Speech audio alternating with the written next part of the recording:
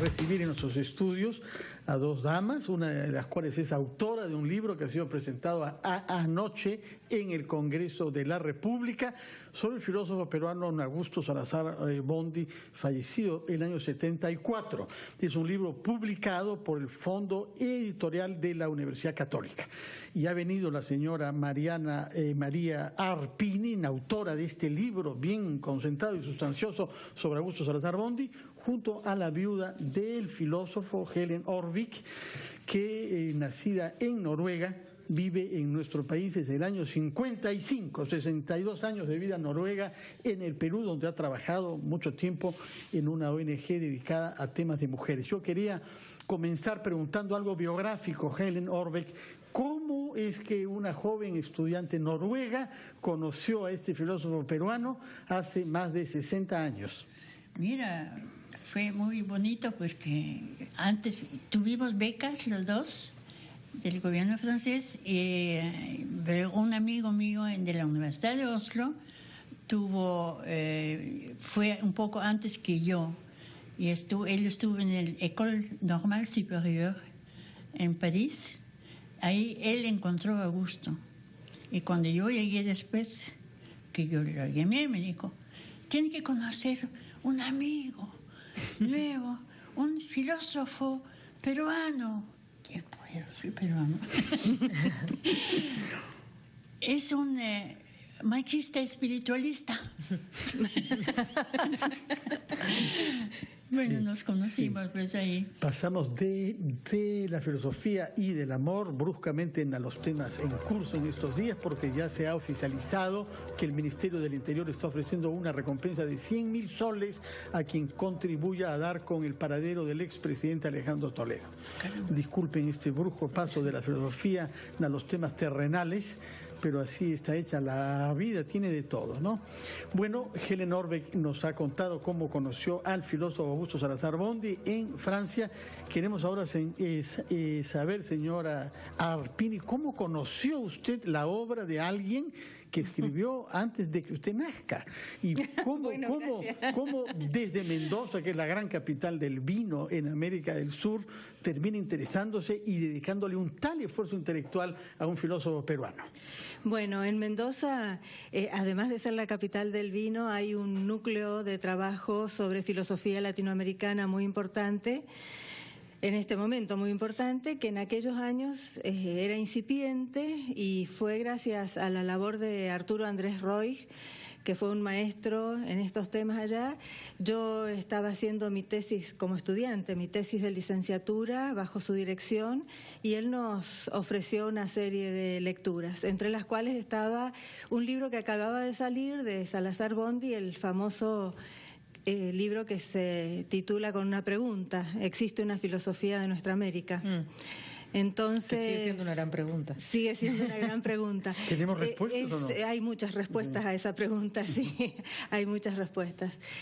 Bueno, a partir de la lectura de ese libro y de las discusiones que tuvimos en aquel momento, me interesé por conocer algo más, y entonces di con el volumen que me lo prestó Roig también, sobre la filosofía del valor, para una filosofía del valor, y me pareció que ahí estaba la clave de una filosofía para nuestra América interesante. Y bueno. Y luego vino a la San Marcos, donde tuvo un periodo como investigadora para hacer este libro. Ese fue mi primer contacto con la obra de Salazar. A lo largo del tiempo tuve distintas aproximaciones, fui reuniendo el resto de la obra, y en el 2014 tuve la suerte de que mi universidad me otorgara una beca para hacer una pasantía postdoctoral ahí en la Universidad de San Marcos, y también tuve la suerte de que el Instituto de Pensamiento Peruano y Latinoamericano me acogiera para hacer mi estancia de investigación, y ahí pude completar los materiales que me faltaban y terminar de redactar los textos que integran ahora el libro que acaba de salir. Filosofía, crítica y compromiso en Augusto Salazar Bondy. Ese es el título del libro. Así es. ¿Cómo así es que su obra termina siendo publicada por el Congreso peruano?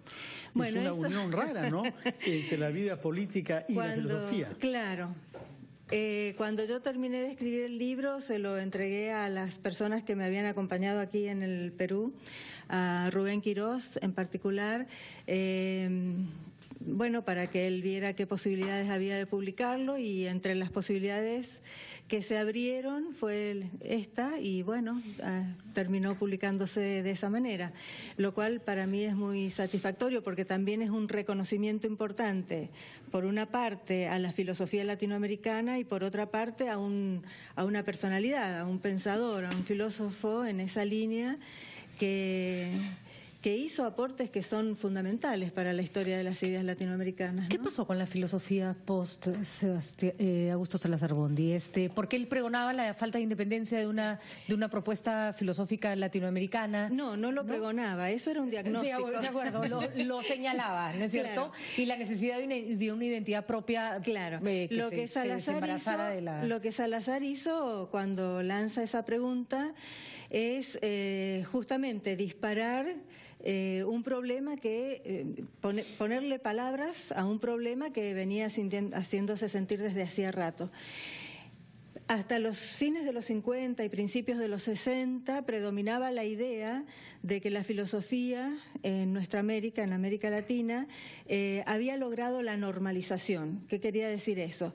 Que se habían normalizado los estudios filosóficos, que había carreras de filosofía, libros de filosofía, revistas de filosofía, institutos de filosofía.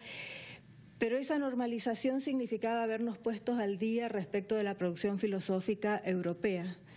No necesariamente significaba reconocer la existencia de la propia filosofía.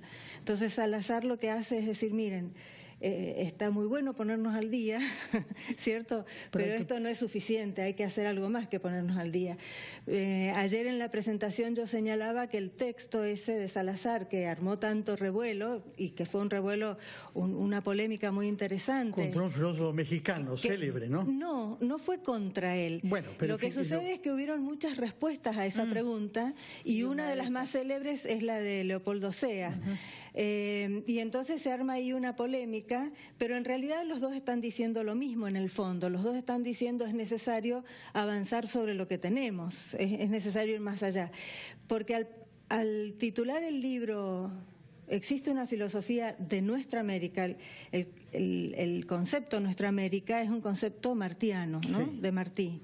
Y precisamente lo que Martí hace con ese concepto es señalar la necesidad de partir de nosotros mismos, ¿no? De realizar una afirmación valorativa de lo propio y partir de nosotros mismos. Que se consigue en la literatura, por ejemplo, a raíz del enorme reconocimiento al valor de la literatura latinoamericana con sus propias características, que se consigue en la teología, con la famosa teología de la liberación, ¿no? Porque son movimientos que van avanzando de manera más o menos paralela. Claro.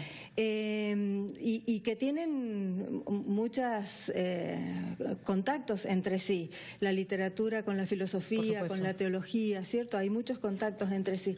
Pero lo interesante es que la filosofía empieza a desarrollarse, yo creo, a partir de los años 60, fines de los 60 y en los 70, ya desde una perspectiva que permite rescatar en nuestra tradición de pensamiento los momentos de originalidad. Que los han habido y son muchos. La señora Ellen nos quería hacer un apunte. Sí, después. No, adelante, porque el tiempo corre, es cruel. No. Sí. No, adelante.